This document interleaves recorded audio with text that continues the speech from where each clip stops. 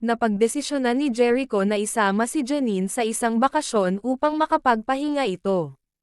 Gusto niyang makalimot si Janine sa masaklap na pinagdaanan nito kamakailan. Alam niyang hindi naging madali para kay Janine ang pagkawala ng dalawang mahal sa buhay. Sa tingin niya, karapat-dapat itong makaranas ng kaunting ginhawa at kasiyahan. Pinili nilang pumunta sa isang tahimik na lugar na malayo sa gulo ng syudad. Habang nasa biyahe, napansin ni Jericho ang unti-unting pagbabalik ng sigla ni Janine.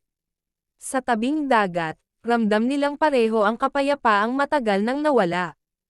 Masaya si Jericho na makita ang mga ngiti sa labi ni Janine. Para sa kanya, sapat na ang makita itong masaya at relaxed.